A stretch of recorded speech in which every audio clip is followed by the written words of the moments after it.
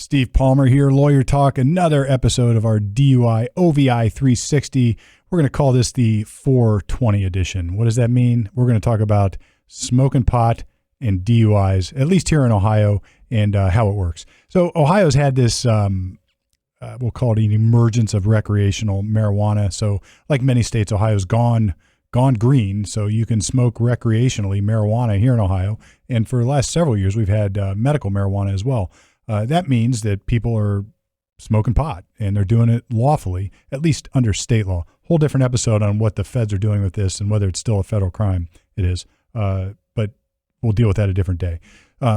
This has created all sorts of questions, all sorts of issues about people driving while under the influence, or at least driving while high, driving under the influence of marijuana, and Ohio's OVI laws. So let me sort of break this down.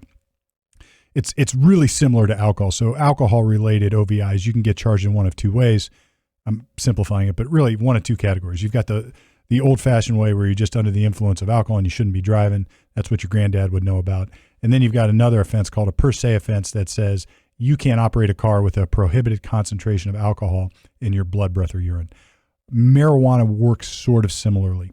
The first type of offense, if you're just high and the police can somehow prove that, you're under the influence of marijuana, then you shouldn't be driving, and it's a crime or an OVI, or in Ohio an OVI, to be operating a motor vehicle while under the influence of marijuana. That's the easy one. The more complicated one is if you have a prohibited concentration of THC in your system. And there's really two ways Ohio does this. It gets sort of confusing, but I'll try to make it simple. The first way is if you just have flat marijuana in your system, or THC in your system, and you have to have 2 nanograms per milliliters of urine or 2 nanograms per milliliters of blood in your system of just THC. And then they have something called metabolites, marijuana metabolites. So once you ingest marijuana, your body goes through this chemical breakdown process of eliminating it from your system, and it leaves behind metabolites. So you've metabolized it, and it leaves behind remnants chemically that you've had THC or marijuana in your system.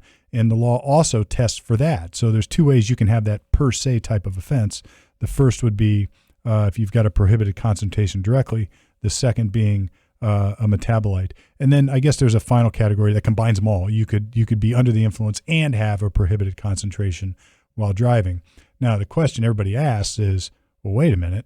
How are they going to prove that I was high at the time I was driving just by looking at what's in my urine or what's in my blood? Because we all know that marijuana stays around for a while.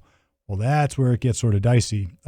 We as lawyers look at this and we try to challenge the per se values. We try to challenge whether the police can actually prove somebody is under the influence of alcohol.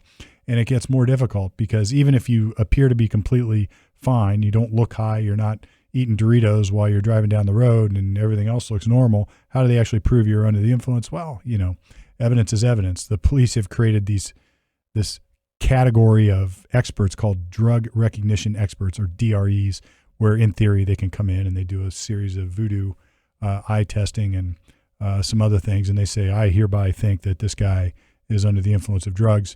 You can tell my skepticism with this, but anyway, they try to do this, and we try to challenge it.